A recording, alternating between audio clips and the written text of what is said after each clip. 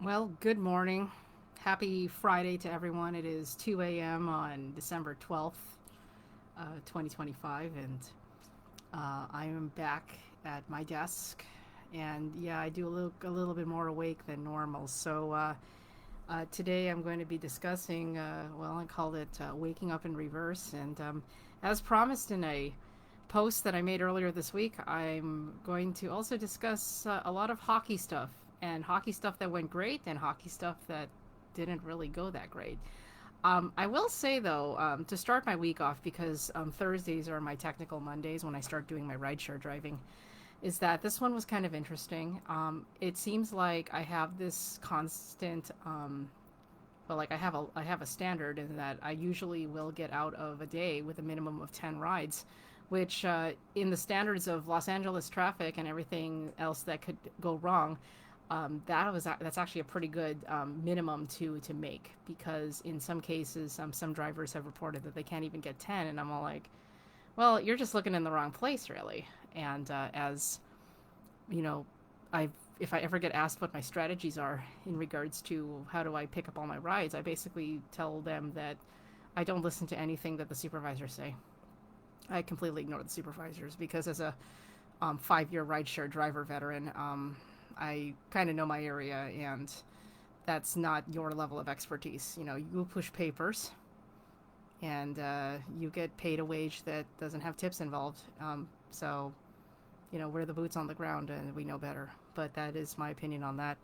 And that's a topic for another time. But I will say that when I mean that my day, like, literally started in reverse, I have my normal, you know, um, wake up at 4 a.m. Start work at 4 a.m. and finish at 12:30. So my hockey team, I love my guys.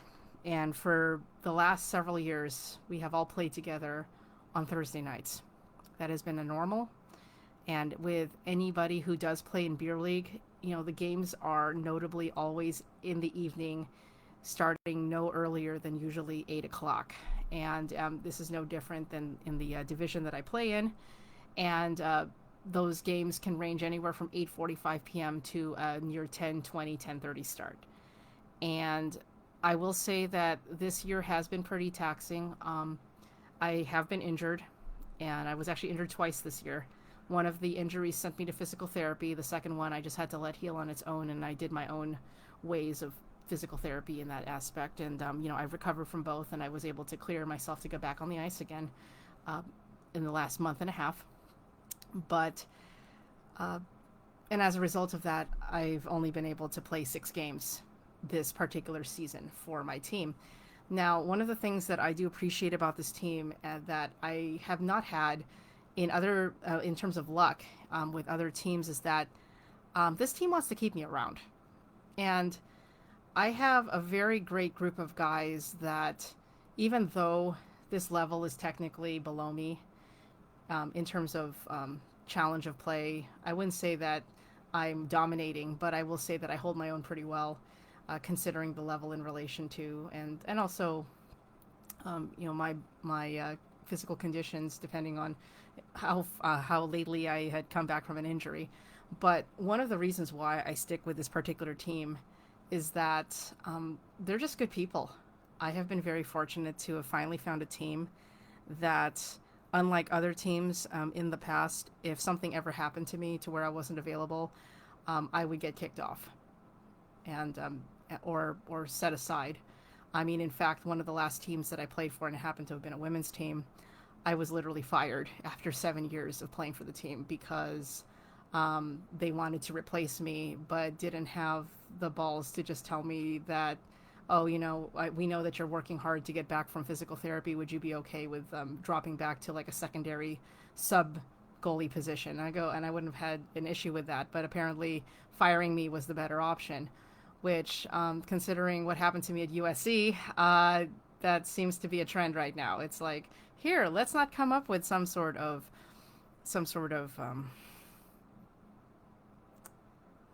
compromise, I guess. That's the best word. We're just going to just kick you off and never have to deal with you again. And I go, okay. You go ahead and do that. But in many ways, I have been reminded time and time again that the shit that happens to you is an end of a chapter, a very abrupt end to a chapter that you probably didn't want to see end, but you realize that that chapter needed to end before you found something better. And as a result of that particular women's team kicking me off, I found these guys.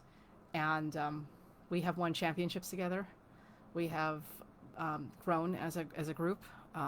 Many of those players have been relatively on a lower level in terms of playing, but they have developed into very competent players that are very positionally sound. And I may not have ringers on my team, but they play so well as a team that it's not even necessary to have ringers because everyone's in the right position to knock pucks in.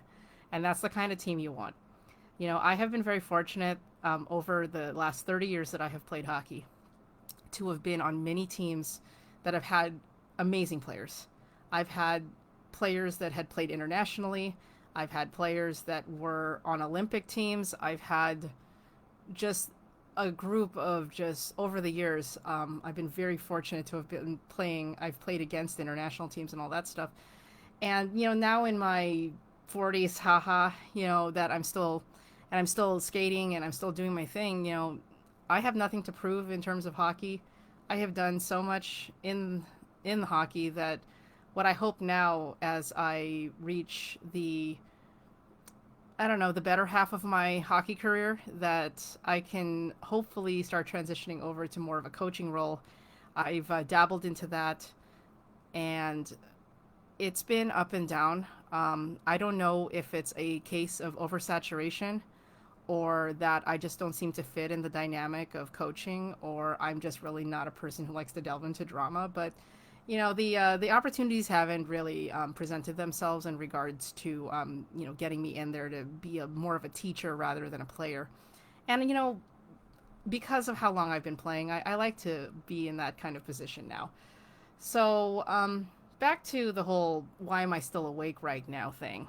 I had my shift from 4 a.m. to 12:30, and because of the game being at 10:20 p.m. this on Thursday evening, I had to shift my entire schedule. Basically, the rest of my day got eaten up by sleep due to the fact that I needed to be awake and alive to be able to play this game at Toyota. So as soon as I got off of work, I had dinner. It's so weird to say this. I had dinner at 2 p.m. And then by 3:30 p.m., I was in bed, sleeping straight until about 8:15, 8:20. And that was the only way that I would have been able to be ready and awake for a 10:20 game, because I have to be at the rink at about an hour before to be safe. So we have this game, and it's the semifinal, so winner goes to the championship game. And it's against the team that we had played en route to our first championship 2 years ago. And this kind of game, I wouldn't have missed it for the world. It's a swan song for this particular iteration of our team because of league realignment. Our team is being moved up a division. And, it's well deserved, to be fair. I think that the guys have grown very much since they first started, and definitely are ready to play at the next division up. I will be there every step of the way. I have no problem doing that. There's a little bit of a caveat because of the work schedule I just mentioned, and temporarily they will need to have a substitute goalie until I'm able to reconfigure my personal schedule to be able to fit that. But here's the thing. I have, for the first time in a very long time, I am not at risk of being kicked off a team. It feels really good. They're just like, yeah, we know, Christine. They were like this for my last two injuries. They were like this for any sort of time that I needed that I wasn't available to play. They have been very good. And I always appreciate people who just treat people like people. And that's a good thing. So we play this game, and we understood the assignment. Everybody did their job. We won with a score of 6-2. That sent us to the championship game next week. And thankfully, and I will say this, and this is why you always fight for your free time. Next week was a planned vacation week, and I'm going to finally get on my motorcycle and do something fun that isn't related to visiting a bunch of these IKEA stores. Um, I'm going to actually do something that is not a time trial. I'm going to leisurely ride to another part of the state. And this was a vacation that was more than 9 months in the making. I had planned this all the way back in March when I still had my last job. So, of course, when I got hired to do this driving in circles bit that I'm doing now, I fought very, very hard to make sure that this was marked off my schedule. Now, with that said, because of the nature of the work I do, I don't get paid that week. But I'm willing to take the hit because one wise thing that my cousin once told me was, you can always make more money, but you can't make more time. And there have been quite a few things in this last week that I found out about that really bring that whole idea home and just remind me that you got to do what makes you happy while you still can, because you don't know if tomorrow is not going to give you that chance. And that vacation is happening. I'm looking forward to it. And let's just say that part of the vacation actually involves a teddy bear toss at a hockey game. And so I got to go hit up my friends at IKEA, which, by the way, I am not sponsored. I just have this stuff and it makes me happy. I need to go pick up a few plushies at IKEA and stuff them on my bike and take them to the hockey game and hope that the home team scores first so we can go chuck a bunch of stuffed animals onto the ice. I'm looking forward to that. So, I got to hang out with the guys after the game, and we're just, we were done by about 1 a.m., and I came back here, put my gear away, cleaned myself up, ready to go. I got a report at the hub at about 3:50, so I've got a bit of time to be able to talk about stuff, and I figure, when I do these these vlogs, it's more fun anyway to stream of consciousness these kinds of things and then see where it goes. But as promised, and the reason why I'm going to segue into something that actually happened to me 6 months ago is because I'm coming to the conclusion that the intended result that I wanted is not going to happen. And in some ways, and like I said, when I tell this story, I am going to intentionally redact certain details so that I don't expose the people that are involved, because here's the way I look at it. They know what they did, and I can't do anything about it. Unfortunately, when you are in a situation where things are done verbally, because, you have this level of trust because it's hockey, you kind of think in your head, okay, they're going to pull through and it's going to be fine. But in this instance, it wasn't. And however, it did give me a chance, a good dabbling at what coaching in a clinic is really like, especially when you have a lot of younger goalies. But, this was definitely a trip that I really did not need to spend my own personal funding on and not get reimbursed for. So here's what happened. And we're going to rewind this back to January of this year, so January 2025. So while I'm out in Las Vegas, and every year there's a hockey tournament in Las Vegas. It's the Las Vegas Women's Hockey Classic. It's usually held sometime during the last half of the month of January. And I had just happened to have played in that year's tournament, covering for a team out of Vancouver. So as an aside, one of the rules I have, because the Las Vegas Women's Ice Hockey Classic, or Vegas Women's Classic, whatever you call it, is a very local tournament in relation to Los Angeles. You get a lot of local teams who end up entering this tournament. And the funny part about it is, you get all the California teams. So when everyone goes to Las Vegas, like half the people that are already there. So I've actually made it a personal quest and a personal rule that if I were to substitute come in as a filler goalie, it has to be a team that is not from Los Angeles or any part of California that I have played in. I find this very funny because one thing that helps me accomplish this goal is that no women's teams in California ever ask me to play. I don't know why that's the case, but apparently I'm not wanted as a goalie in Los Angeles. So that actually leaves me as a free agent. So this particular year, I was playing for a team out of Vancouver, Canada. And I was brought in last minute because their goalie had sustained a concussion and wasn't cleared to play. And I'm like, okay, sure. I already had that week free, whether or not I was going to go to the tournament or not, because I just did. And back then, when I still had the freedom to have PTO, that was not a problem at all. And so, amid this tournament, I end up meeting somebody. I get introduced to this person from another teammate of mine who was also adopted by the said Vancouver team, but also lives here in California. And so I get to meet a representative from one of the teams out in Reno. Yeah, Reno, Nevada. And so I'm talking to her, and she's thinking about doing a all goalies clinic later that calendar year. And she had watched me play. Apparently, I was impressive enough. And she goes, "Hey, do you coach too?" And I go, "Yeah, I coach. I have certs. You know, I've worked with children. I've worked with all sorts of people."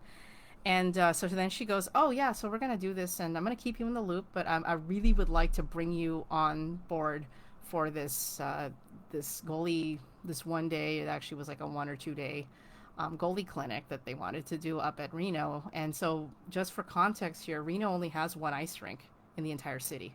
It is a single sheet. It's a community rink. It's run very it's very grassroots, really, and yeah, there's literally only one rink in the city of Reno.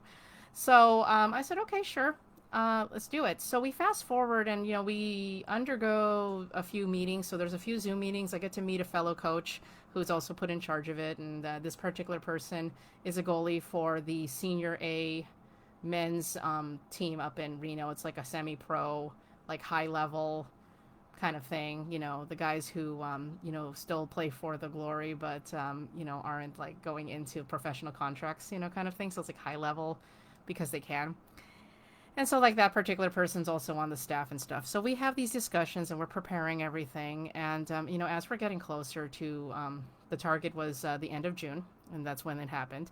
It originally started as a 2-day event, and then ended up devolving into a 1-day event. And without really going into the mucky details of things, it turned out that while we were all planning this stuff, there was a major upheaval. This is what I understand.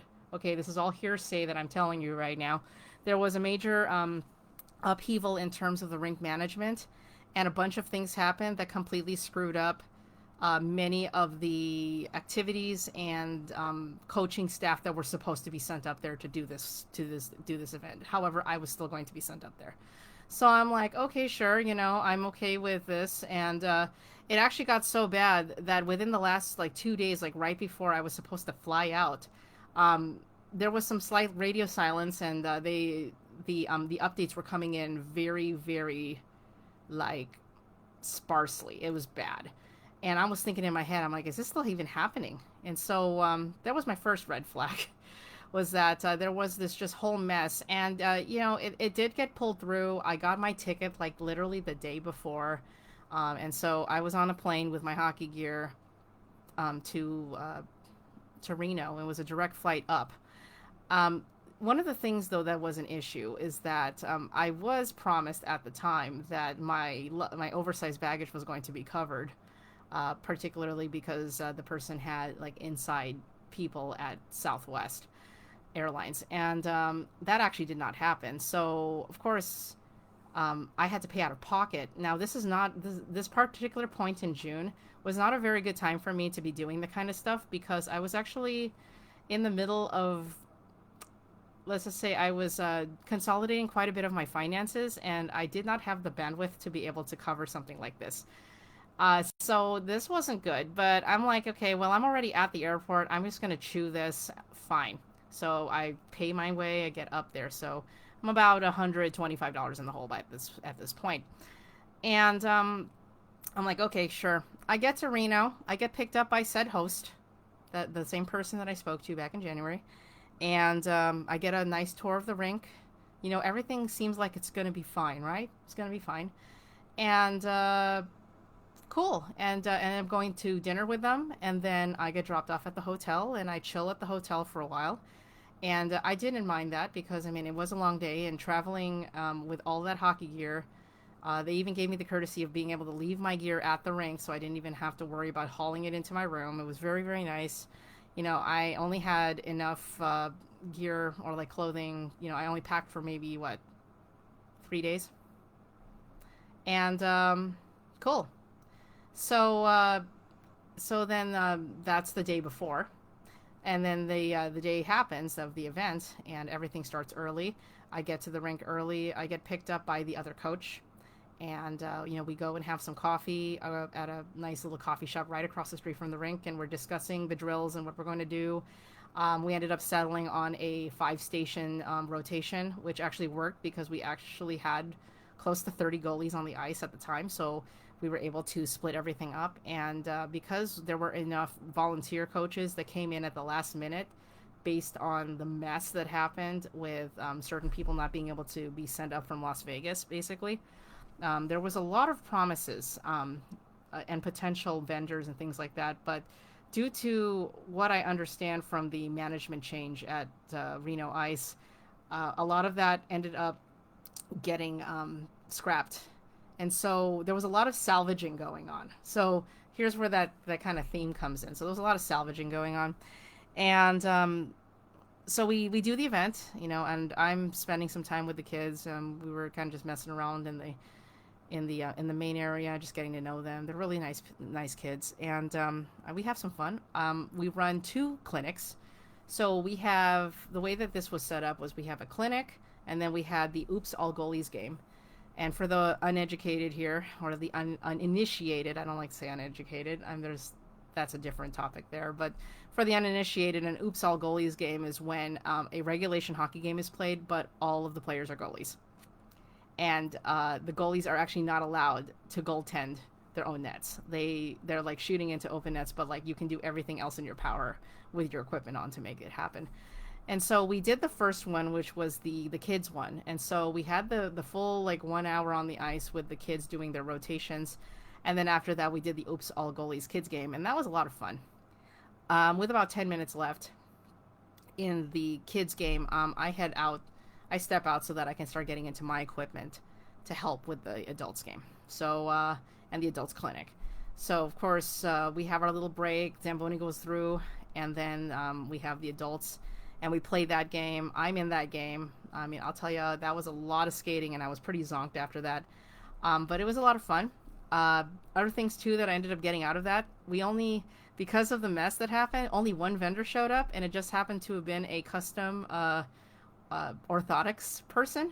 And so my biggest souvenir out of the whole Reno thing, so like not all of this was in vain, and thankfully I still had FSA at the time with my with USC when I was still working there. So I used like most of the remainder of my FSA to purchase custom insoles that are now in my goalie skates. So at least I got out of that with and there was a barbecue that was run by like the hockey team that has veterans in it, and I'm like, okay, cool, yay, bratwurst and whatnot, and it was a nice little thing.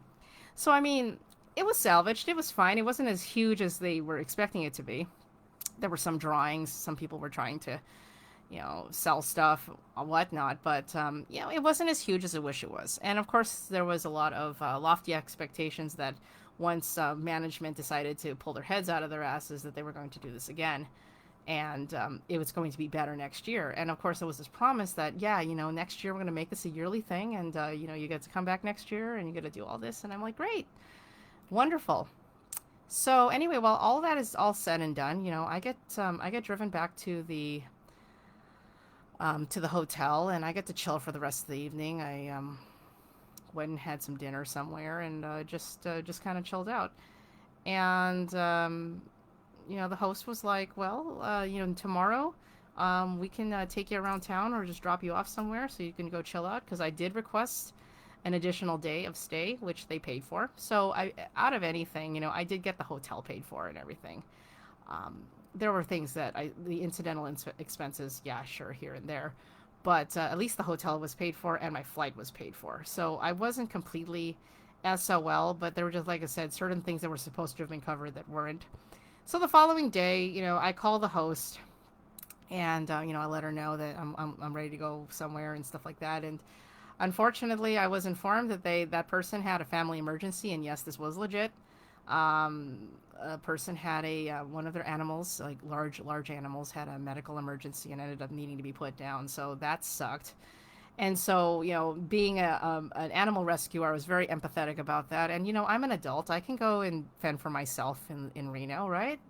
I mean, I've got my options. I've got public transportation. I've got Uber. I can figure this out. And the hotel that they put me in was actually really close to one of the major bus stops. So I figured I'm just messing around. And also, I was kind of trying to take it easy because at the time I was also dealing with a skin issue. And so I had medication that I was applying and dealing, to deal with I was on the healing end of this issue, but I still had parts of it still. So I'm like, I'm just going to relax. I'm going to take advantage of the free breakfast. Like, no big deal, right? So all that stuff. We get to noon. Okay, I'm getting zero updates on this. Okay, it's become a family issue. This is a Sunday, by the way. So I'm thinking in my head, well, what is there to do? So I do a little Google research and I realize, yeah, Reno is, yeah, this is a place that is kind of like, it's very sleepy. There isn't really much left there that wasn't affected by economic downturns like starting in 2008. And I figured I'm going to try to make the best of this. So I do some research. I realize that I'm about 15-20 minutes away by bus from the major shopping mall in Reno. So I go ahead and think about the route, and I look at my Google and I'm like, okay, cool. I look at the bus line and I find out that the bus pass for all day was only $3.50. So I decide, okay, you know what? Let me get on this bus. So I get my phone and I get my bag that I use to just kind of pop around, and I get on the bus. Now, temperatures in June in Reno are nowhere as bad as they would be in Las Vegas. So temperatures were in the upper 70s, low 80s at the time. So it wasn't even hot, like super, super bad. And so I get my headphones, I get all my stuff, walk to the bus stop, take the bus, get to the mall, where I find out that the mall is a major bus hub. So I'm going to save that information for later. So I go to the mall and I spend probably about 2 hours there. And yes, this is one of those malls. It's a Simon mall, so it's the same management company as Del Amo. And so I recognize a lot of the signage. It is a mall that is trapped in the 70s. It's very low ceiling, very sprawly. And I went and had some lunch there in the food court. One of those little family like Chinese food places or whatnot. It was actually pretty good. Had some boba. Busted out my phone, played Pokemon Go, did some tasks because the mall was full of Pokestops, because what else are you going to do in Reno, right? And I'm just popping around doing my thing, and then I decide, okay, I'm going to go hop on another bus and go downtown to the casinos. So I do it. And yeah, one of the things that I can make a compliment on for the city of Reno is that they actually have a pretty decent bus system up there. They have enough buses that will get you to certain things, and it's kind of weird because one of the major resort casinos that that is in Reno, it also constitutes as one of the bus stops. So you end up running into the parking lot, like you end up rolling into the parking lot of a casino, as part of the bus trip heading into downtown. I thought that was very interesting. I hate to say it, but I found out that the casino that I passed on that bus ended up getting shot up like 3 weeks later. Yeah, that wasn't fun. So anyway, I putz around and I make it into downtown Reno, which was the first time I had returned to downtown Reno in probably about, at the time, about 18 years. I think I was there back in 2007. This was long before the economic crash hit everything, and the casinos still were all lit up and they were still open and everything like that. So to return to Reno now, it's definitely a bare bones version of what it was, and it's so depressing. And I say this like as a matter of fact, that walking into a liquor store on the main drag where the very famous Reno sign is, which is nowhere as nicely lit as it used to be. Um, they didn't even sell postcards for Reno. Like they had no postcards. They didn't have any stickers. They had a couple magnets here and there. Even the liquor store was run down. It was kind of like, what the hell did I just walk into? And I did get a postcard for Reno, but I had to wait until I made it to the airport again to get it. That's how bad it was. And then to make it even more fun is that the postcard for Reno was actually a picture of what Reno looked like in 2007. It wasn't even updated. And then to make it even funnier was that the other day when I was rummaging through old stuff and I was reconsolidating some old stuff to go put in storage, I actually found the identical postcard that I had picked up in 2007 that was identical to the one that I picked up back this June. And it was like, you gotta be kidding me. Like, what's going on? Or like, we just frozen in time. Yeah, it's not a very scenically pretty place anymore. I will say the food's pretty good, though. I did find a really good restaurant that had an amazing prime rib for like $16, and that was wonderful. I walked around. I think the only other thing that I found interesting, because seriously, walking around that place, it looked like it really looked like a place that was halted from the first recession, but still hadn't gotten out of the 90s yet. There was just a lot of stuff I'm walking through there. Like, this looks like what Tropicana looked like back in like the mid 90s. Like, what in the world? You know, rest in peace, Tropicana, by the way. But like, what in the world is going on here? So I was very confused by all of this. I did enjoy that prime rib. I went to a Starbucks, got my water bottle refilled. You know, I got I got a Reno mug. I had to from Starbucks, you know. And after that, I hopped back on the bus. And I had to wait quite a bit. It's definitely very economically depressing. There are lots of homeless people, that kind of thing. And so I jump back on the bus, and that takes me back to the major hub at the mall. And then from that point, because it was Sunday, buses halted by about 6 p.m. So I did have to take an Uber back to the hotel, but I cut off a lot of the fee, the cost, because I was only going back from the mall, not from downtown Reno. And so that's really what happened after that.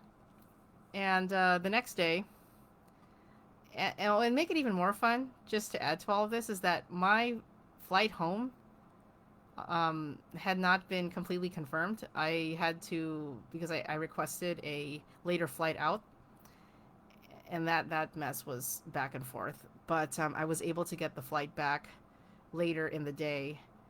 The caveat, though, was there was a stopover in Phoenix. So I'm in Phoenix for like 3 additional hours. I'm like, at this point, I could have just driven home. I'm like, you got to be kidding me. And I figured, because I had a choice. I could have stopped in Las Vegas for my layover. I could have gone to Phoenix. I just decided Phoenix because I hadn't spent an extensive amount of time in that airport and I wanted to see it. It was funny, though, because when I did fly down to Phoenix, it was 115 degrees that day, and I'm really glad I stayed indoors. And so I spent my time in Phoenix, and had my computer doing laptop stuff. I have to say there aren't very many places to work in that airport, and their supply of power outlets is pretty crappy. So if you do land in Phoenix, good luck finding an AC, a plug for your laptop. Make sure your stuff is plugged in or charged up before you go there, because I was actually shocked at how bad it was. Now, on an aside, I will say if I ended up with a layover, which wouldn't have happened because of where I was flying out of, but if I ended up in Sacramento, like the Sac airport is beautiful, okay? And I got laid over there once during a whole snafu that involved Spirit Airlines that I've mentioned a couple times. Great. So anyway, that said, I finally make it home. I get picked up. My friend picks me up. I go home. Go have some tacos with said friend. And I'm thinking everything's hunky-dory. So the details that I didn't add to this whole thing is that when I was asked to do this whole coaching thing. I was promised a stipend. And originally the stipend was $1,000 for my time up there, which, considering where I was financially, that would have been very, very helpful. And I'm thinking in my head, it was, oh, and by the way, it wasn't just the stipend, it was stipend plus all expenses paid. This was verbal, by the way. So, of course, I don't have this in writing, and I'm sorry I don't. Uh, and that was fine. But, of course, this was before all of the managerial shakeup happened. So, anyway, and I also have to mention, too, is that my flight out of Reno, I did have to Uber myself to the um, airport. Now, there was a blessing in disguise to that one. What had happened was I originally requested the Uber. The Uber showed up, and it was actually a newer driver. And that newer driver accidentally canceled my ride when he got there. And as a result of that, I said, hey, since there's not really much going on here, if I request this ride, it might still assign you. And I wasn't mad about it because I had enough time to get to the plane. And so like I said, let's try it. It turned out by doing that, I ended up saving almost $5 on the fare because it was like considered a non-peak time at the time that I reserved it when that driver arrived. It actually worked out great. I wasn't even mad at that driver. As an Uber driver, we have to encounter so many things. And obviously, being a veteran of many airport drop-offs, I know that I have to give myself an adequate amount of time, right? So no big deal, right? Anyway, I get to the airport. Yeah, I did have to plunk down another $125. And, someone's saying, well, Christine, what are you talking about? Are you carrying receipts? I'm all like, yeah, they're still sitting on my desk. These are all the receipts from the oversized baggage that I had to pay out of pocket for. Not kidding. I'm keeping it on my desk. Just, I don't know. Just a thought. And so like I'm in the hole after all my other personal expenses and everything that happened. I was out probably about $400-$500 at this point. And I'm going, okay, fine. I'm just gonna eat this. I'm gonna get reimbursed, no problem.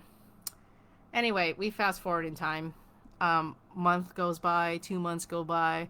I'm all like, hey, what's going on? I'm texting the host. I'm like, hey, is this happening? And, a couple months go by, and then she messages back saying, yeah, the rink is supposed to have that check for you. I don't know why it took them so long. I said, that's great.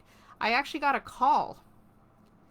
And I was really hoping for this because this happened. I got a call the week I got laid off from USC, with this person telling me that they had the check ready to go and they just needed my address so that they could overnight it. And I'm thinking in my head, okay. And one of the things that really sucked about it was that, first off, I was not going to get that $1,000 stipend. It actually had been lowered to $700. At this point, I was just going to take whatever I could get. So mind you that this is happening in August. So this is 2 months in. And I'm like, okay, sure. Whatever at this point. And then I find, and we're now in December and that check never showed up. I was like, okay, where's that overnighter? Well, this overnighter has now turned into 6 months past since the actual event. So I'm thinking in my head, I'm like, okay, I don't think I'm going to get any of this money. So what's my recourse? Well, obviously I can't do anything because all this was a verbal agreement and I can't really do much about it. However, though, raking someone across the coals with this cautionary tale of making sure that no matter how nice people are and they want you to do something, please make sure you get it in writing. I am extremely disappointed as to how this ended up happening. And I really wish this weren't the case. And I really wish that there was more transparency regarding this. But obviously, that doesn't seem to be a thing right now, and I am very disappointed. Yes, could I be using $700 right now? Yeah, because I kind of need to pay rent. I have bills, and I'm literally like at a minimum wage job right now as my full-time work, driving in circles for that and tips. Yeah, could I have used that $700? Yeah. So this is how I'm going to process that problem, is just reminding everyone that, everyone, if you do a service, regardless of how novel the service is, you deserve to be compensated appropriately. And you should be compensated appropriately in a timely manner. I'm just saying. So, needless to say, what happens in Reno ends up on my vlog. Now, I learned a lot from my time in Reno, and not just from this particular incident, but it was just very fun to just explore the town on my own leisure. It is a very strange place, I will say. I think I mentioned that a few times. It is a place that is trying to fight for a economic mobility. It is still working on it. The areas that are in the downtown region are still pretty run down, but there's a lot of expansion happening, especially in the next city over, Sparks. There's a lot going on. So there's a lot of people that are moving up there, and then your next closest across the border in California would be like Truckee, and some of the other cities there on like US 50. I'm still learning the geography there. I think eventually, when the weather gets warmer, I'm going to find my way back up to Reno. Mainly because one of my rules in terms of like acquiring stickers for my motorcycles, that I actually have to ride to the location to earn it. So since I flew, that doesn't count. And so for me to get a sticker that says Reno on it for my motorcycle, I do have to ride back up there and grab it. Now, the hardest part is actually finding a place that has it. You know, at one point in my search for another job, after being laid off, I did throw an application up at University of Nevada, Reno. It wasn't in person, which would have caused me to move. Obviously, that job wasn't meant for me, so that I got passed over. But now in retrospect, even though there's a lot of really good things in Reno, it's still not a place I would want to relocate to at this time or ever. I think it's a place that is going to be one that I would visit, but not stay long term. There's a lot of places that I have visited that I would love to see again, but I don't want to be there forever. One of the few exceptions I make is, well, in terms of being here forever, is this place, this region of Los Angeles. I have to stay put. It's where I belong. At least I feel I do. So anyway, that was the very convoluted story of what the hell happened to me in Reno back in June of 2025. And I hope that whatever is going on at the rink resolves itself. And whatever is going on with that particular project with the goalie clinics that they've been wanting to do, I will say that there's probably a high chance that I won't be called back for any of this. And it was probably a one-shot deal. I will say that after seeing what happened during this event, I had a feeling it was probably going to be a one-shot deal. But you have you have to be optimistic about these things. And I was doing it for the children. I was doing it for that. But it is what it is, and you just have to do your best. So yeah, that is what happened, and it's now 2:46 in the morning, and I think I have enough time to go sneak and get some, like, maybe Denny's before I go to drive for Friday. I usually have a pretty light, like, liquid based breakfast before I go to work, but I think I have enough time to sneak out and go get something else. So with that being said, I bid you adieu. I'm gonna head toward work now and drive more in circles. It is Friday. Be good on Friday, and please, please, please tip your Uber drivers, tip your service people. Okay, really, we could use the tips. We get paid like garbage. Yeah, have a great rest of your day. Take care. And if you see this and you're waking up, yeah, I was awake at 2 a.m. and sober.